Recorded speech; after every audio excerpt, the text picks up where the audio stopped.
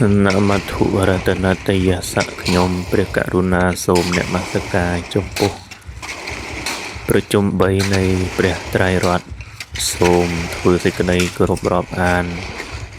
ចំពោះព្រះថេរានុថេរៈលោកម្ចាស់គ្រប់ព្រះអង្គសូមចម្រើនពរលោកអ្នកសាធុសប្បុរសឆ្ងាយចិត្តគ្រប់គ្នាទាំងអស់នេះគឺជាសកម្មភាពដែលក្រុមជាងបាននឹងកំពុងចាក់សាបបេតុងនៅក្នុងទីអារាមវត្តបុប្ផាវតីដែលស្ថិតនៅក្នុងស្រុកបាសែតខេត្តកំពង់ស្ពឺសូមចម្រើនពរជ្រាបផងដែរថាដោយអារាមវត្តបុប្ផាវតីបច្ចុប្បន្នសពថ្ងៃនេះគឺជាអារាមមួយដែលមានភាពអត្តឃាតខ្វះខាតនៅថវិកាដើម្បីរៀបចំកសាងហេដ្ឋារចនាសម្ព័ន្ធនៅក្នុងទីអារាមទាំងមូលឲ្យបានសមរម្យឬក៏រីកចម្រើននៅឡើយដូច្នេះគឺតាមរយៈការផ្សព្វផ្សាយនៅក្នុងរូបភាពនេះក៏សូមចម្រើនពរញោមញាតសាធុសប្បុរសទាំងអស់នៅទីឆ្ងាយទីជិតទាំងក្នុងនិងក្រៅស្រុកក្តីបើសិនជាអស់លោកអ្នកបានឃើញបានទស្សនានៅក្នុងរូបភាពនេះហើយមានសទ្ធាជ្រះថ្លាចង់ចូលរួមជួយកសាងក៏អាចចូលរួមបានទោះបីជាតិចក្តីច្រើនក្តីការចូលរួមនេះគឺជាការសំខាន់យ៉ាងក្រៃលែងតែម្ដងកម្លាំងនៃការចូលរួមទោះបីជា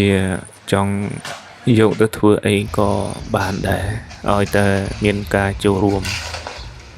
កម្លាំងនៃការចូលរួមនេះគឺខ្លាំងក្លាក្រៃលែងណាស់ដែលអស់លោកអ្នកក៏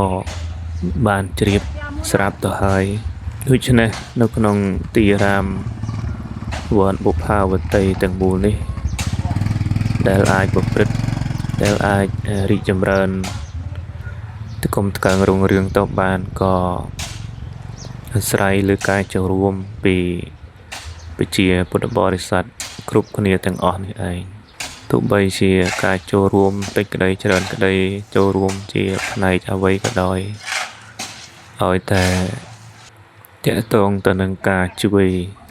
ជ្រោមជ្រែងការលើកស្ទួយអបស្តបអារាមរបស់ផងយើងនេះគឺសុទ្ធតែសំខាន់គឺសុទ្ធតែនាំមកនៅភាពរីកចម្រើនទាំងអស់ហើយជាចុងក្រោយនេះបើសិនជាញោមញាតសាធុសប្បុរសទាំងអស់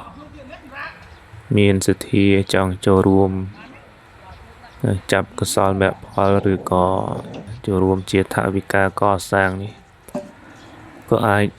ទំនាក់ទំនងតាមរយៈអាត្មាដោយផ្ទាល់ក៏បានដែរដែលមានលេខទូរស័ព្ទនិង Telegram ជាមួយគ្នាទេគឺលេខ010 35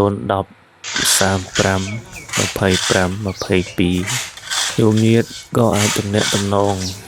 តាមរយៈលេខនេះផ្ទាល់ក៏បានដែរសូមចម្រើនពរជ្រាបមុននឹងបញ្ចប់ក៏សូមប្រសិទ្ធពរជ័យបវរសួស្តីសិរីមង្គលវិបុលសុខគ្រប់ប្រការ